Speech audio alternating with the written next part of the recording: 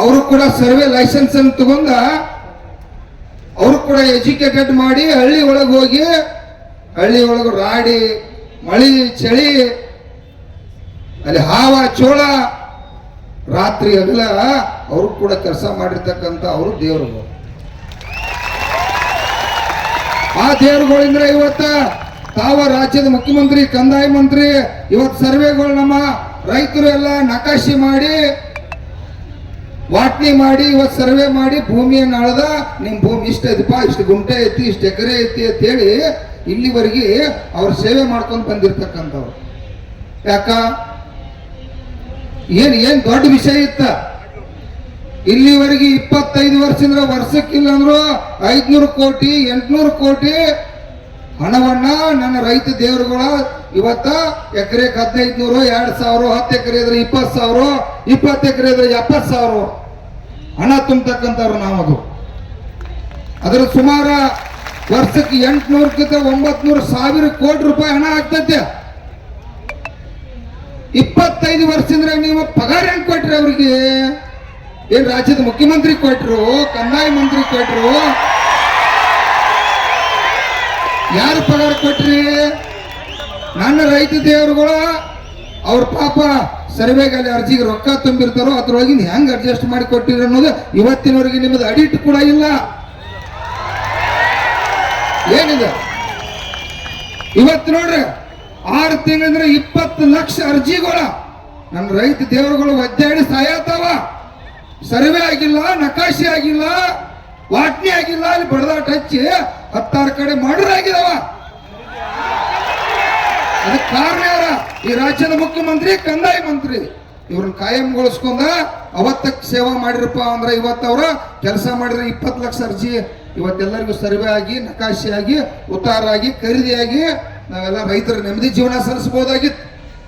ನೀವೇನ್ರ ತಿಳ್ಕೊಂಡಿರ್ಬೇಕ ಅಧಿಕಾರಿಗಳ ನಾವು ಭೂ ಮಾಪಕರ ಪರವಾಗಿ ಬಂದಿರತಕ್ಕಂಥವ್ರಲ್ಲ, ಅವರು ಕೂಡ ನಮ್ಮ ರೈತರ ಮಕ್ಕಳದಾರ. ಅವ್ರಿಗೆ ಇಲ್ಲಿವರೆಗೆ ಶೋಷಣೆ ಮಾಡಿದ್ರೆ ನಮ್ಮ 20 ಲಕ್ಷ ಅರ್ಜಿ ನಿಮ್ಮ ಸರ್ಕಾರದಾಗ ಏನಾರ ತಾಕತ್ತಿತ್ತಂದ್ರ, ಈ ಮುಖ್ಯಮಂತ್ರಿಗೆ ತಾಕತ್ತಿತ್ತಂದ್ರ 20 ಲಕ್ಷ ಅರ್ಜಿ ಸರ್ವೆ ಮಾಡ್ಬೇಕಾಗಿತ್ತು. ಯಾಕೆ ಸರ್ವೆ ಮಾಡ್ಲಿಲ್ಲ? ಮಾಡ್ಬೇಕಾಗಿತ್ತು.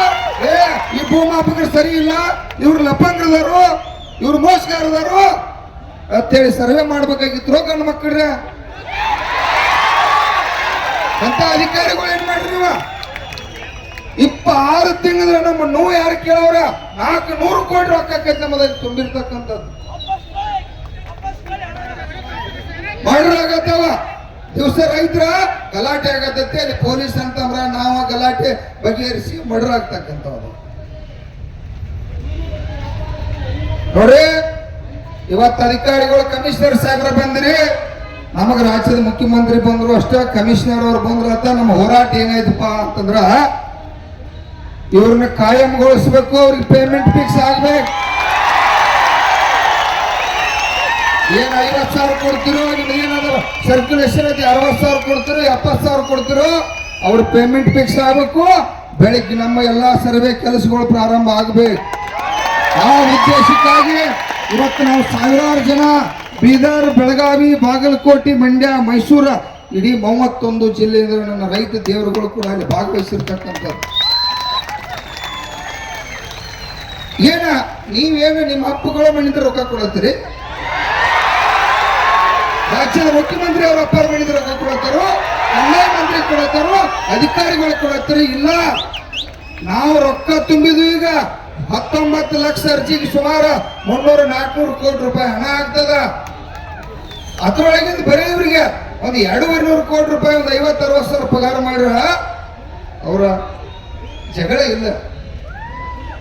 ಅಂದ್ರ ನೀವೇನಾದ್ರು ಸರ್ಕಾರ ವತಿಯಿಂದ ಕೊಡ್ರಿ, ಇವ್ರನ್ನ ಪೇಮೆಂಟ್ ಮಾಡ್ರಿ, ನಮ್ಮನ್ನ ವಸೂಲಿ ಮಾಡ್ತೀರಿ, ನಮ್ಮನ್ನ ಸುಲಿಗೆ ಮಾಡ್ತೀರಿ, ನಮ್ಮ ರೊಕ್ಕ ಇವ್ರು ಕೊಡುವಾರಿ.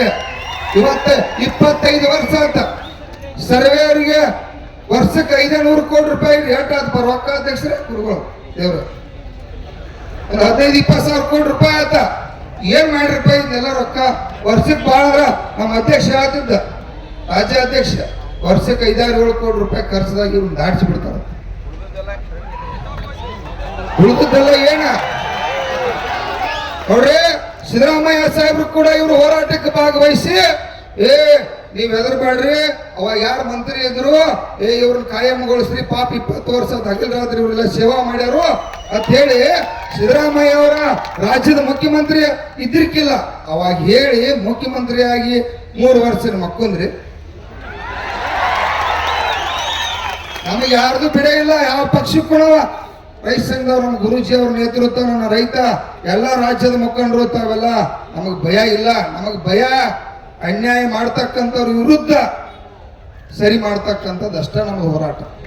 ಯಾವುದೋ ಇರ್ಲಿ, ಯಾಕೆ ಕರ್ನೆ ಬರ್ಲಿಲ್ಲ ಸರಿ? ಯಾಕ್ರಿ ಬೆಳಿಗ್ಗೆ ಎದ್ದು 6 ಗಂಟೆಗೆ ಕೆಲ್ಸಕ್ಕೆ ಹೋಗ್ತಾರೆ ಇವ್ರ, 12 ಗಂಟೆ ಮಾಡಿ ನಾವು ರೈತರು ಸಿಗುತ್ತೋ ಇಲ್ಲೋ 16 ಮಂದಿನ ನಾವು ವಾಟ್ನಿಗಳು ಕೂಡಿಸಿ ಅಂತವ್ರೆಲ್ಲ ಕೂಡಿಸಿ ಅಣ್ಣ ಅಪ್ಪ ಅಂದು ಪ್ರಸಂಗ ಹತ್ರ ಪೊಲೀಸರು ಕರ್ಕೊಂಡು ಆ ರೈತರ ವಿಶ್ವಾಸ ತಗೊಂಡು ಕಾಲು ಬಿದ್ದಾಗಬೇಕ ಸರ್ವೆ ಮಾಡಿ ದೇವರುಗಳು ಸರ್ವೆ ಮಾಡಿ ಕೊಟ್ಟಾಗ ಆಗ್ತದೆ. ಕಮಿಷನರ್ ಸಾಹೇಬ್ರ ನಿಮಗೆ ನೆನಪಿರ್ಲಿ, ನೀವು ಇಲ್ಲಿವರೆಗೆ ತಾವು ನಿಮ್ಮ ಮೇಲೆ ನಮಗ ಅದೇನೇನಾಯ್ತೋ ನಿಮ್ಗೆ ಅದು ನಮಗ್ ಸಂಬಂಧ ಇಲ್ಲ. ನಾ ಏನ್ ಹೇಳ್ತೀನೋ 6 ತಿಂಗಳ ಸಾಹೇಬ್ರ ನೀವ ಸರ್ವೆನ ಮಾಡಿಸಿದ್ರೆ ತಿಳ್ಕೊ, ಇವ್ರ ಭೂಮಾಪಕರ ಸರಿ ಇಲ್ಲ ಹಿಂಗಿಲ್ಲ ಅಂತ ಹೇಳಿ ಬಿಟ್ಟು ನೀವು ಸರ್ವೆ ಮಾಡಿಸಿದ್ರ ನಾವು ರೈತರಿಗೆ ಬರೋ ಪರಿಸ್ಥಿತಿ ಇರ್ಕಿಲ್ಲ. ಆದ್ರ ನಮಗ ಇವತ್ತು ಅರ್ಥ ಆಗೈತಿ, ಈ ಭೂಮಾಪಕರಿದ್ರ ಮಾತ್ರ ಸರ್ವೆ ಆಗ್ತತಿ. 20 ಲಕ್ಷ ರಿಜಿಸ್ಟರ್ ಹಾಕೊಳ್ತಾ ನಿಮ್ ಬೇರೆ ಉದ್ಯೋಗ ಏನೈತಿ? ಇದು ಕಂದಾಯ ಮಂತ್ರಿ ತೆಗೆದೇನೆ ಶ್ರೀಕೃಷ್ಣ ಯಾರೋ ನಮ್ಮ ಬೈರೇಗೌಡ ಮೊದಲಿದ್ದವರು ಬೈರೇಗೌಡ ಸಾಹೇಬ್ರ ಇಡೀ ಬಹಳ ಜ್ಞಾನವಂತರ ಬಹಳಷ್ಟ ವಿಷಯಗಳನ್ನ ಕಂದಾಯ ಒಳಗೆ ಬದಲಾವಣೆ ಮಾಡ್ಲಿಕ್ಕೆ ಈ ಸಣ್ಣ ಕೆಲಸ ಈ ಸರ್ವೇವರ ಬೀದಿಗೆ ಬಂದವರು ಇದನ್ನ ಲಕ್ಷಾಂತರ ಜನ ಬೀದಿಗೆ ಬರತ್ತರತ್ ಯಾಕೆ ಜ್ಞಾನ ಬರ್ಲಿಲ್ಲ? ನೋಡ್ರಿ ಇವತ್ತು ನಾವೊಂದು ತೀರ್ಮಾನಕ್ಕೆ ಬಂದು ಕಮಿಷನರ್ ಸಾಹೇಬ್ರು ಬಂದಾರ, ಅಲ್ಲಿವರೆಗೆ ನಾವು ಸೈನು ಇವೆಲ್ಲ ಈ ದೇವರುಗಳೆಲ್ಲ ಕಲಿತು ರೆಡಿ ಇದಾವೀಗ. 60 ಚಾಲೂ ಮಾಡ್ರಿಪ್ಪ ಅಂದ್ರೆ 20 ಲಕ್ಷ ಅರ್ಜಿ 1 ತಿಂಗಳ ಗಂಡ ಮಕ್ಕಳು ತೆಗೆದಿರ್ತಾರೆ. ಹಚ್ತಿರಲ್ಪ ಮತ್ತ ಗಂಡು ಮಕ್ಕಳ 24 ತಾಸು ಕೆಲಸ ಮಾಡಿದ್ರು ಮಾಡ್ತೀರಿ ನಾವು. ಅವರಲ್ಲ ಎರಡು ಕೈ ಎತ್ತಾರೆ. ಇಂಥ ದೇವರುಗಳು ನಿಮ್ ಕೈಯಾಗಿ ಸಿಕ್ಕ ಅವನು ಉಪಯೋಗ ತಗೋಲಿಲ್ಲ ಅಂದ್ರ ಎಂತ ದರಿದ್ರ ಸರ್ಕಾರಗಳ. ನೋಡ್ರಿ ನಮಗೆ ಯಾರಿಗೂ ಭಯ ಇಲ್ಲ. ಮುಖ್ಯಮಂತ್ರಿ ಏನು ಸೇವಾ ಮಾಡ್ಬೇಕಾಗೈತಿ, ಈ ರಾಜ್ಯದ ಮುಖ್ಯಮಂತ್ರಿ